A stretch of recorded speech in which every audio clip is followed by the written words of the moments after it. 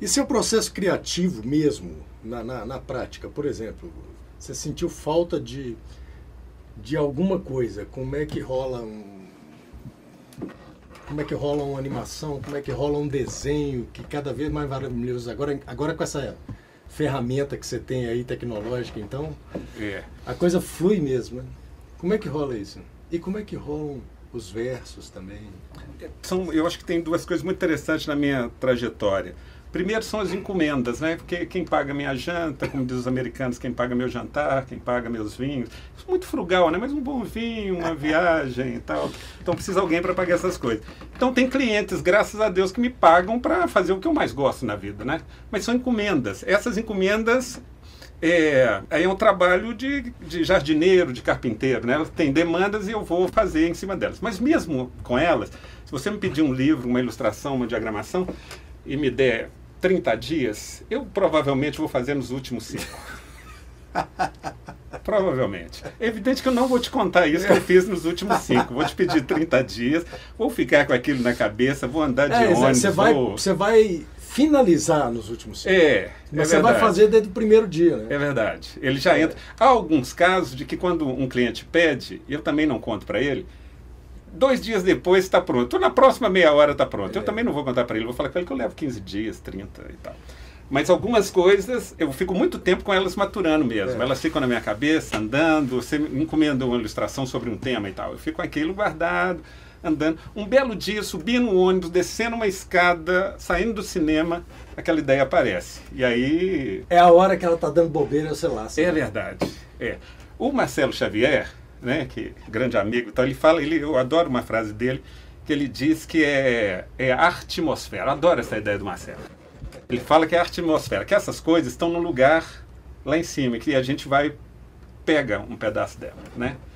E misturando com essa ideia de atmosfera do Marcelo, tem uma outra coisa que eu acho que eu também não me lembro. Eu tenho que começar a guardar o nome das pessoas que falam essas frases, dos filósofos. Mas enfim, eu gosto do Abujamra, que o Abujamra fala que tudo que é de bom que alguém escreveu, é ele que escreveu também. Que fantástico. De pegar essas coisas. Identificação, né? Porque uma humanidade com essas ideias, acaba que essa ideia de direito autoral hoje, ela é muito discutível, não é? Como é que uma ideia minha, de quem essa ideia? Isso é um patrimônio da humanidade. É evidente que tem que me pagar meus direitos, me pagar meus vinhos no final afinal de contas, é seu trabalho, né? Claro. Então, essas ideias... Você entra mais aí em direito conexo, então. Como assim? Porque o direito conexo, a ideia não é sua, mas você trabalhou nela.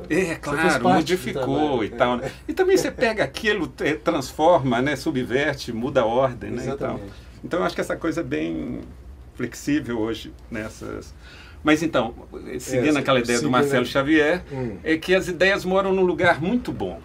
E que aqui embaixo tem que estar melhor do que lá em cima, senão elas não vêm, elas não descem. Eu acho isso também uma ideia muito boa. Eu acho divertido. Você tem que ser meio que terreno fértil, né? Eu acho que o lugar tem que estar pronto para que elas desçam, né?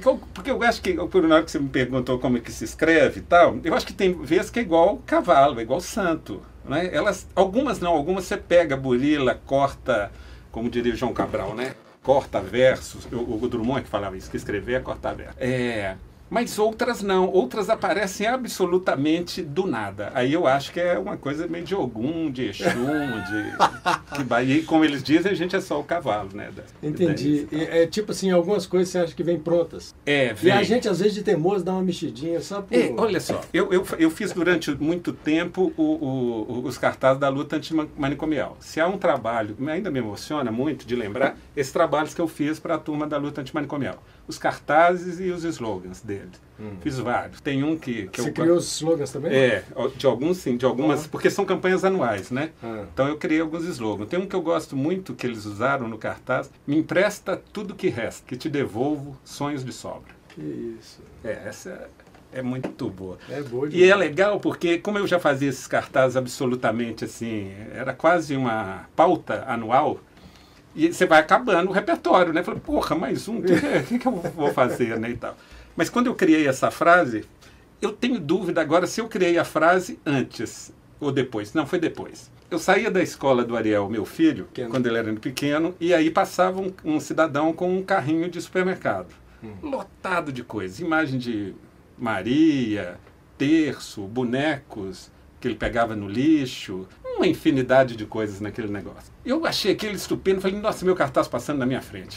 E ele passava mesmo ali, eu falei, caramba. Eu lembro dele, o nome dele era Roberto, eu perguntei o nome dele, não me esqueço o nome dele até hoje. Era um senhor que andava na rua e saía recolhendo isso pela cidade. E aí ele recolhia e colocava isso naquele carrinho e saía andando. Eu pedi, olha só, eu posso fotografar esse seu carrinho? Ele falou, claro e tal, mas eu preciso pedir meu filho para vir aqui. Liguei para o Ariel, ele imediatamente pegou um táxi e veio trazer a máquina fotográfica. Eu tirei foto desse carrinho de todo enquanto é lado e tal. E o povo ainda pagava um cachê, então eu tinha que dar um jeito de achá-lo depois para poder pagar o cachê para ele, né, que eu combinei com ele das fotos. E fiquei com aquilo, depois revelei, a gente não tinha ainda... não era digital, né, ainda tinha que revelar. Mas 2 dias depois o cara me mandou as fotos. E eu fiquei com aquelas fotos em frente, assim, e achei fantástico, né, assim.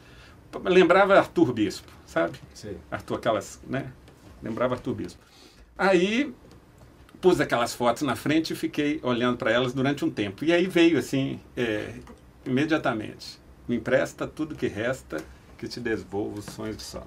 É um dos cartazes mais bonitos, modéstia à parte, da luta antimanicomial. E a turma da luta gosta muito.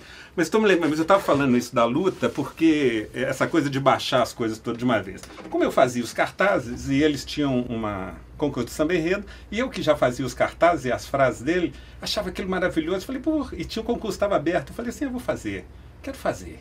Porque eu tenho um lado musical, né? Jamais não sou músico, né? Já conversando sobre isso, não me coloca nessa categoria, porque é uma categoria afinadíssima, né? Afinadíssima é de um outro lugar, que não é, eu não tenho esses domínios, né? Da música e tal. Mas aquela música que eu desejava, porque esse domínio das palavras, né, de querer dominá-las e tal, eu falei, vou fazer samba enredo. E fiz. E fui para casa, e eu sentei no computador, veio inteira a letra. E com a música. Já com a melodia. Já com a melodia. Depois é evidente que um belo de um músico pegou, fez arranjo e tal. E eu participei. A gente está falando isso só porque é das coisas que baixam sem nós termos. Do processo criativo. Olha só. E o grande barato é que naquela época o texto, a pauta do desfile eram os escritores e artistas mineiros que haviam falado sobre a loucura.